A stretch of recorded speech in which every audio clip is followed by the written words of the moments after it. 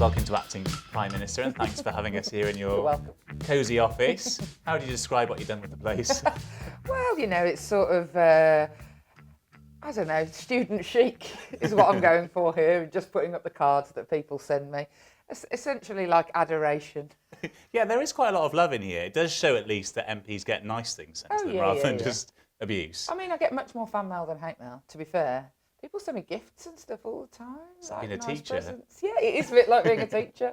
That is the level of gift. What kind of gifts do you get? Well, after I made the speech about olives, loads of people sent me olives. I've got like hundreds and hundreds of jars of olives. Was this when you said that you thought you'd met posh people, but actually... I just met people who eat olives, yeah. Because this place has got a whole other level of posh. So posh. They're too posh for olives. So yeah, I got loads of olives. I remember during the 2017 general election, if I said that I liked anything on Twitter, like I'd be like, oh, we're here in the campaign centre, we're being fueled on Haribo, people would send me loads of Haribo. Really? But on one occasion I said, oh, you know, it's been a tough day, maybe I'll have a tequila. Somebody genuinely sent me a case of tequila. You're going to have to start declaring some of these Haribo, aren't you? Definitely not above the amount. But people, yes, would say, during the election, people would send proper like care packages like it was the war. Oh, that's quite nice though, isn't it? Yeah. I mean, you know, you don't get a lot of thanks as an MP, so no, it's quite that's nice right. to get It is nice. And doesn't it feel odd this week, don't you think, being back in Parliament and it's just a bit like wet dead? play. It is how I'm going to describe it. It's like toy day or wet play at school, and nothing's really happening, and I'm not sure really there's going to be any votes or anything. And where's Theresa May? I haven't seen her. I don't know where she is. Is she still Prime Minister? I mean, who knows? You know, like I think she maybe has gone, and they're just pretending that she's still in charge. Or maybe that's been happening for a while. But yeah, no, it's really weird. It is sort of like wet play where everybody's like in a classroom flicking rubber bands and nothing's actually happening. Anyway, you're in charge now. Okay. We're promoting you. Thanks. We're promoting you from your office into Downing Street. I think I get a bigger office. Yeah, you do get a substantially larger office. I'm going to decorate it like this. And I gather it's a bit of a childhood dream to be in Downing Street. Yeah.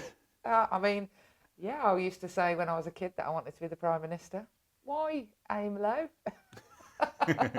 And then do you remember National Record of Achievement? Yeah. You know, that burgundy folder thing. Yeah. I read what they'd obviously made me put in it to, like, you know, they said that we were going to take it to every job interview. No one ever took it to any of them. And I read what I'd written when I was like 16 recently, because I found it when I was moving house, and it was just so awful and precocious, and I really hated myself. And my 16-year-old self, she definitely deserved a talking to. What kind of stuff did and it was say? just sort of like, you know, I'm really good at public speaking. And I don't remember being that much. Well, essentially a bit of a knob, and it turns out I was. So maybe I have always wanted to have this job that you're giving me for one day. Well, yeah, you get it, maybe not a whole day. You get it for half an hour. Oh, just half an hour. It's all right. We can do it in that So we time. need to get down to business. Yeah. Right, you've gone into Downing Street. I mean, famously, you once told Diane Abbott to F off. Yep. Who is the first person you'd tell to F off as Prime Minister, do you think? Oh, gosh. Trump would be the obvious one. Just destroy that special relationship in... Well, I mean, in an instant. I feel like it's a bit of an abusive relationship where we just let him do whatever he wants. Maybe I think that, unfortunately, if I spoke frankly to Donald Trump, that would make him like me more, wouldn't it? I reckon. It might make him respect you, actually. Yeah. That's what I think. I think that if I was just like, look, mate, you absolutely overstepping on, here are 10 marks you've overstepped on, and if you want this special relationship, I mean, stop being horrible to Muslims, stop talking about women's genitalia, stopping rape as a weapon of war being protected. There are many things that I could say to Donald Trump that I think affect our special relationship. So he's not the first world leader you pick up the phone to necessarily. No, I wonder who my favourite would be. Yeah, who would be the one Who that do I you'd love to love? speak to? Oh, gosh. I quite like a chat with Angela Merkel, just because... A lot of people say Angela Merkel, I you know. don't- She has real respect from the left and the right. Totally, and also just because I think she's sort of an unknown. She's completely opposite to the way that I am a politician, in that I am literally like, I wear my heart on my sleeve and I bleed onto the streets of Birmingham Yardley with my emotions. And so I think that because she gives quite little of herself away but commands such respect, just be fascinating to have a conversation with her. She's I very private. imagine she would be brilliant to talk to. Actually, though, I think the things she must have seen. So yeah, Angela Merkel. Now you'll have a talent pool within your own party to draw from. Let's talk about who you wouldn't want first of all in the shadow cabinet. Who do you think would definitely not be making it into your top team? Who would not Well, I mean, be Diana, making... that you've already told to F Yeah, off, so I'm not presumably sure that she's not made I think the me cut. and Diane might have irreconcilable differences.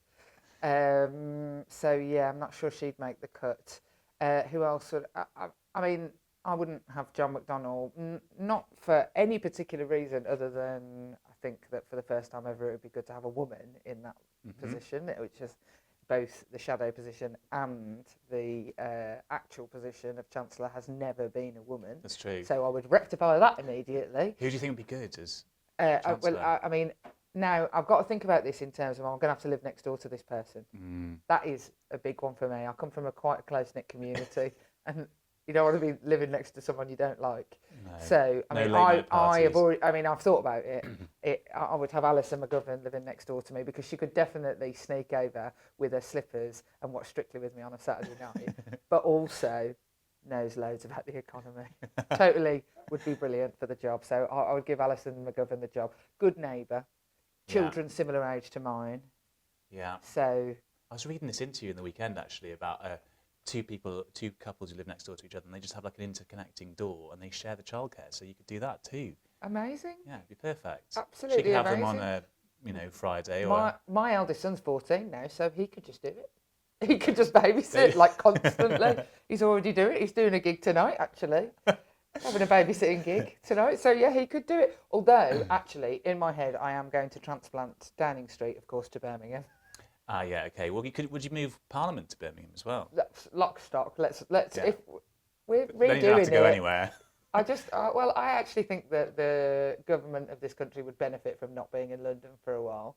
And also, and bears, I've only got half an hour. Just that half an hour would shock some of the people in here to have to be in Birmingham. But also, when it was written about me saying I think I'd make a good Prime Minister in the Times, my husband said to me, just so we're clear, no one is ever moving to London. So if I am going to be the Prime Minister, I feel like I will be quite lonely at 10 Downing Street because I'm not sure that my family would come. So we're going to have to move it to Birmingham. That's the only solution. Okay, all right. So you've got to give your first speech as Prime Minister too, and the nation wants to know what kind of Prime Minister you are. What do you think the personal anecdote is that you might draw on, or the kind of personal philosophy? What is the Jessite, Phillipsite, Jesuit? Jesuit, yeah. I'm not sure I'm going to be much like the Jesuits, but why not? The thing that I would want to see happen at the moment is I just feel like everybody exists within already existing parameters. Like you're meant to, we've got to do this because this will save this money, or we've got to do this because this will help this group of people. And I just think the whole system needs a radical rethink, and for people to think differently. We have, since really Thatcher's years, the politics of divide and conquer has won.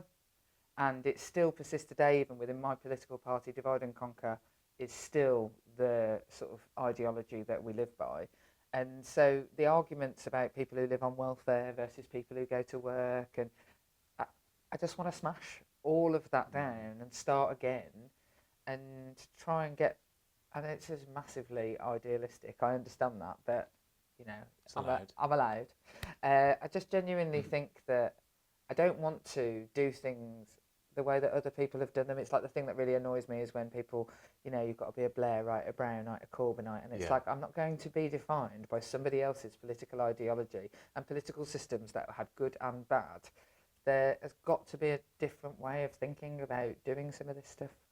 So independence is obviously, you know, important to you. It is. And class is kind of important to you too, right? Because you're very proud of your background and where you grew up and the person it's made you.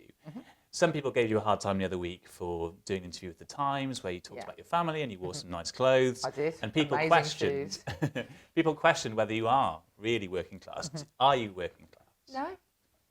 Absolutely not, and also have never ever professed to be. I come from a working class background. My parents are incredibly working class. My husband is certainly working class. He's a builder and remains a builder. Although he never does any building around my house, I've noticed recently. Are you sure that's not just a bit like we haven't seen Theresa May for a while? He goes off to work and he's actually an accountant or something. I'm just like, just paint the bloody walls. So I was raised in a very working class background, but by the time I was about, certainly my brothers grew up in a very working class home, but by the time I was about 15, I'd say my parents were not wealthy by any stretch of the imagination, but public sector workers. They were comfortable, and because they had me quite late by those standards, completely normal by modern standards. So my dad was 40 when I was born. So by the time I was like 15, he was like 55 and had worked for 30 years. Yeah, the pinnacle of his career. Yeah, sort of thing. And so they, I didn't struggle as a child. I don't have some sort of like Coronation Street like terrible sob story to tell. I had a good childhood, and we always had the stuff that we need. We always ate. We always, we were kept clean. We went to school, that sort of thing. It was just normal. I just come from a normal background. I come from the background that 90% of the country come from. And one thing that really annoys me about the politics of both the Labour Party and the Conservative Party at the moment is the total obsession with people at the extreme ends, the very, very poorest and the very, very richest. Actually, most people just live in a 1937 with one car on the drive and like go on one holiday. Go on one holiday to Malaga once a year. That's the upbringing I came from. So do you feel that that kind of working class label was put onto you then by other people? Yeah, because I've got a regional accent. Yeah. I've got a regional accent, and I'm not posh, and I come from a city that is not that wealthy. I don't come from London, essentially. Yeah. But I also don't come from like Chester or one of those other posher middle class cities. Bristol, that's quite nice, isn't it? Bristol's quite nice. It's quite nice. Yeah. Cheltenham, Bath. Is that a city? Bath. Yeah. You've Bath got the Bath. Yeah. You've got the ballpark because I come from Birmingham, and because I've got a regional accent, and also because I have had a normal job, and I'm married to a builder, and he drives a white van, and I've had a normal life. But I would never describe myself, actually. I wouldn't describe myself as either working class or middle class particularly. But my parents are absolutely like working class, salt of the earth, and so that's the culture you grow up with, isn't it? Yeah. Where do you think all that abuse came from at the time then? People sort of slating you, saying, "Oh, you claim to be working class." Well, posh Twitter trolls. Yeah. Well, no, it was basically the people from the left who don't like me. And at the moment, the thing that happens is that if you don't like somebody, you don't take on their arguments or have quarrel with them on actual cases. What you have to do is you have to have propaganda and you have to discredit them. So you have to find some sort of chink to prove that they're not honest and they're not authentic. And that is something that matters to me, being honest and presenting myself exactly as I am. And so they go for the thing that they think will hurt you. So they're like, "Oh, you've lied. Oh, you're really posh and all this." And I'm like, I'm not posh. I'm really posh now. I'm like so posh. Now? To be fair, I always ate olives. But I think you can buy olives in Lidl now.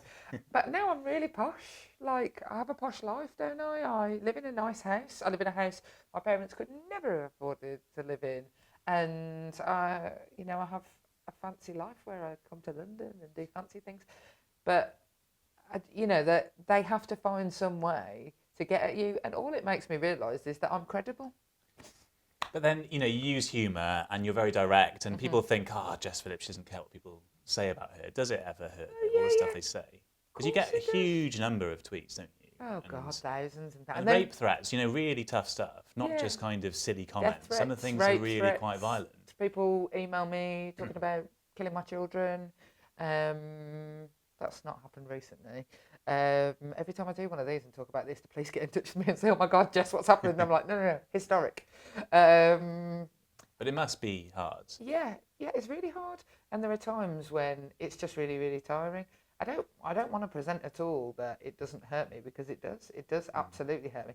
I mean, the one thing that doesn't hurt me is that it's really, really predictable. So it's really predictable. It was so predictable what would happen after that Times thing. So, and one thing I would score them an F in, flair. Originality. Yeah, and originality. And then the very misogynistic side is very predictable. It's all about your weight, about the way you look, about how you think. Oh, my accent is stupid.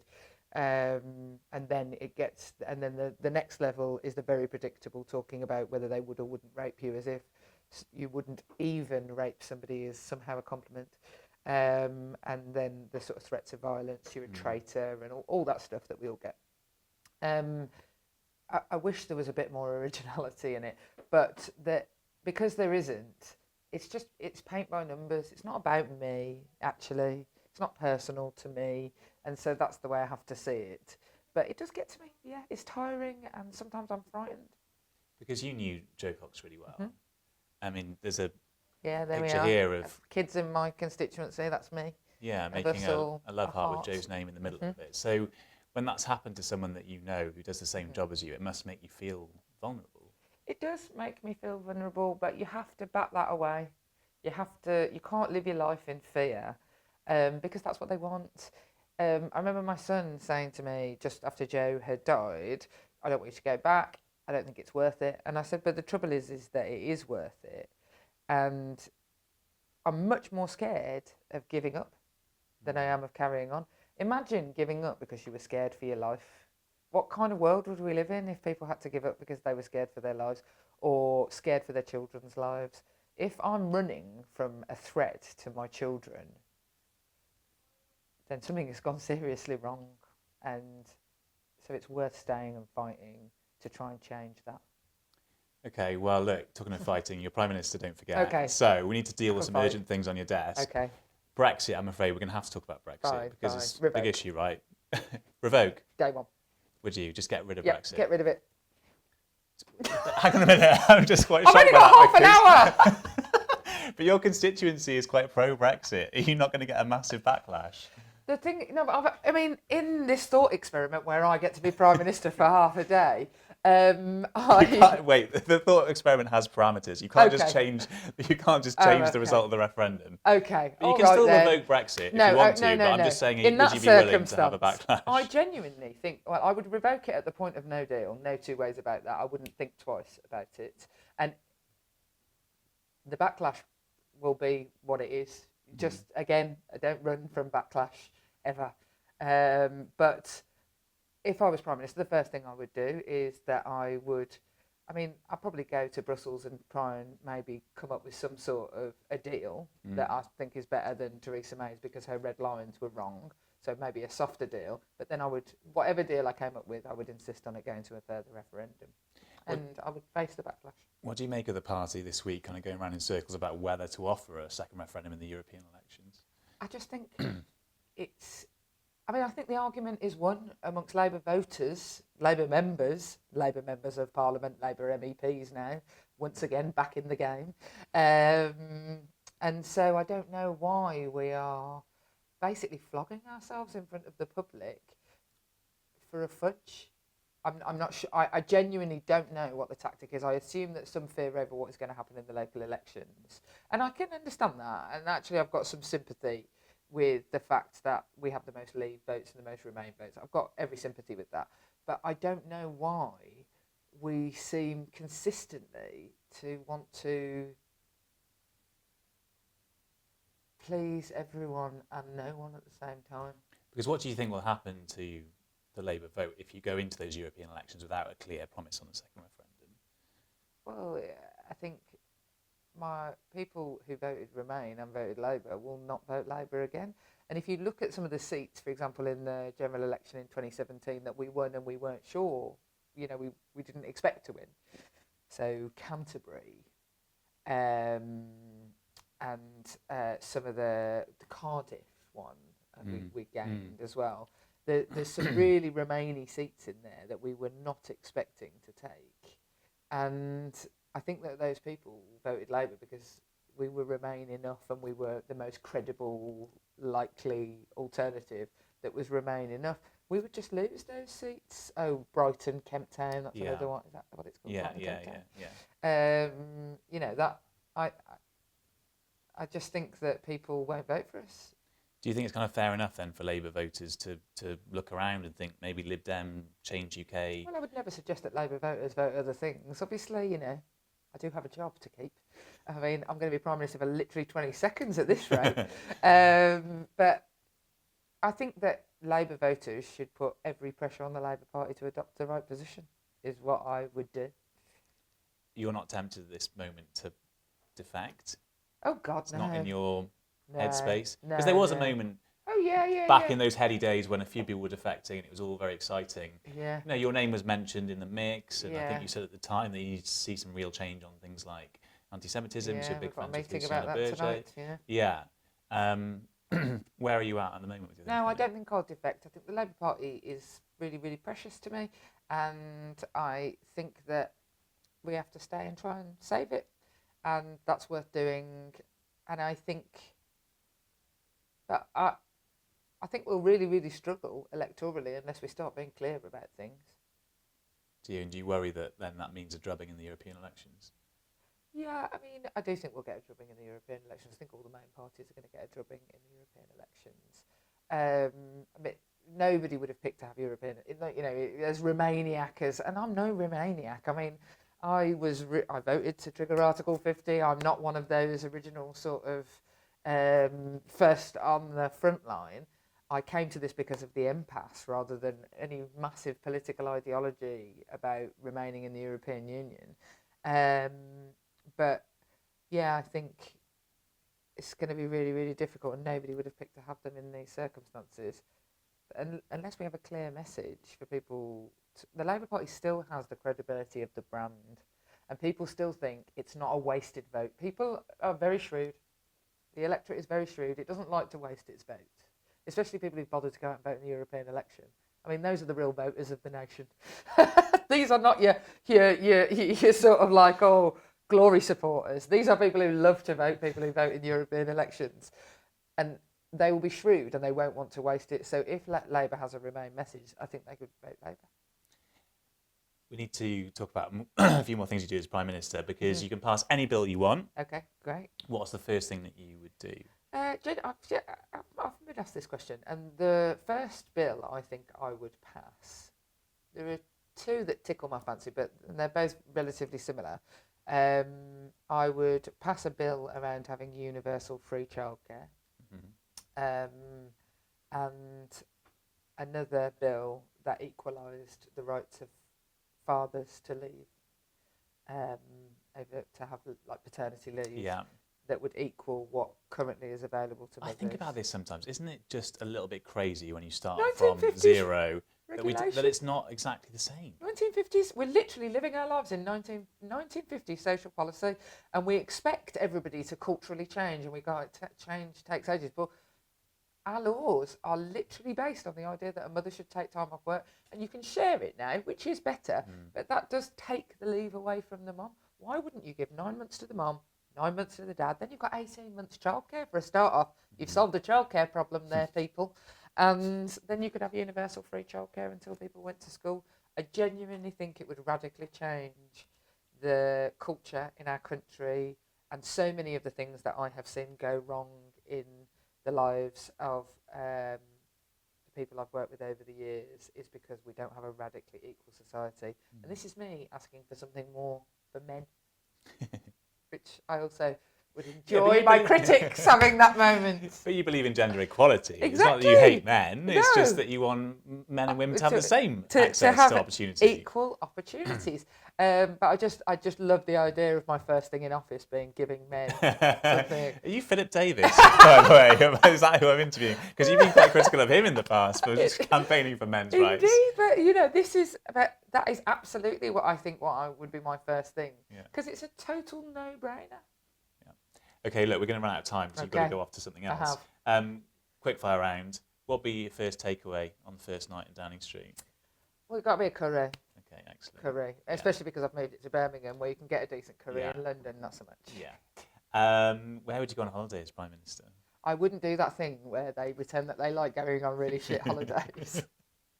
You go on like a 5-star all-inclusive Totally. to the Caribbean. Yeah, I mean, I've never done that before in my life, but I mean, I'm actually going to it on an all-inclusive holiday for the first time ever in the May half term, and I've never done it before, so I can't say that I'd do that because I've never done it before. And but I probably just go where I always go on holiday. Like I go with my girlfriends to like Mallorca, stay in a flat for like 4 days, or me and my family go on Eurocamp.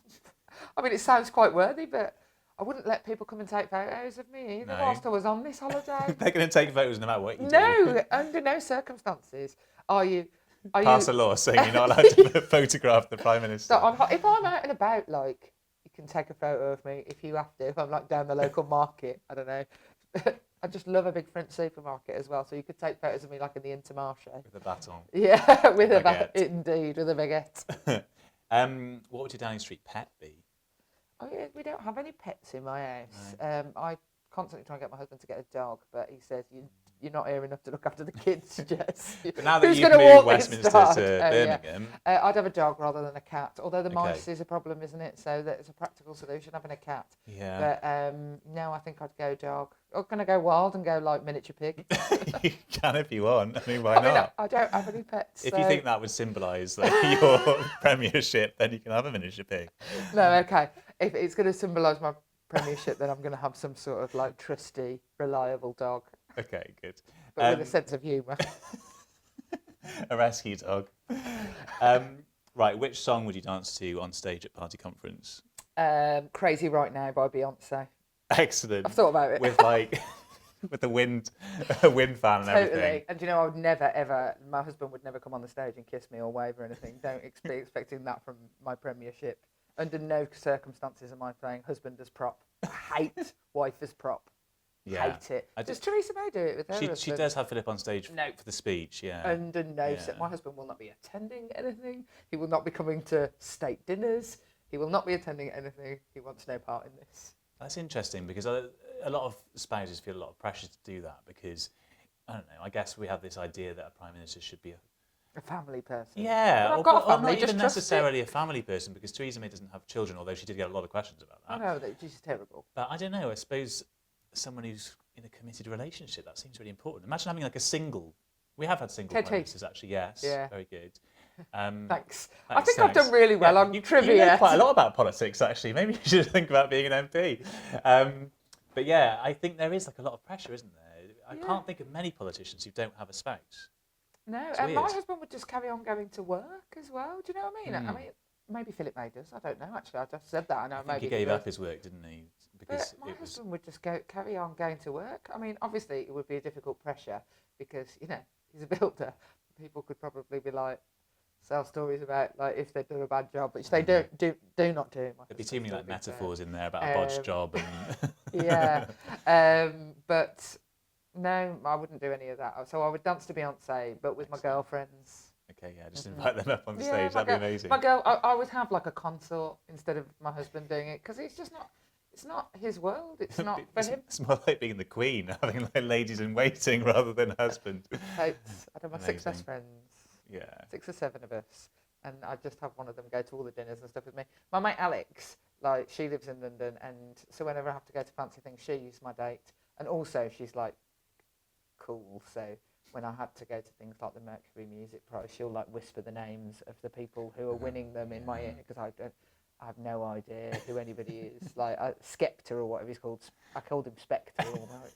Isn't that a Bond film or something? Exactly. Right. If people summed up your iron rule as Prime Minister, which Game of Thrones character would they compare you to? Oh. Or who would you like to be compared to? Who would I like to be compared to? I'm going to say Arya. Yeah. Arya. As long as Or I think Sansa's going to end up on the throne is my guess. I think you I've might got be right. no intel on that, but they keep going on about her being clever, but like they're not giving us enough time to actually find out that she's clever for ourselves. They've wasted time on dragon technology for us to have that. But I would go Arya or Sansa, the Stark women. Yeah. That's a good northern family. Exactly. A good northern family who don't, feel that they have to be moaning on about their feelings all the time. They don't need like warm southern weather. They can hack it in just like Also, a fur they get coat in the Fiercest snow. outfits, though, don't they? They They do look get very good, like yeah. black leather and fur. Yeah. Obviously, I wouldn't wear fur. That would be controversial. Quick caveat at the end of the podcast. Jess Phillips, thanks so much for coming on Acting Prime Minister. It's been funny, but also really interesting. Thanks so much. No problems.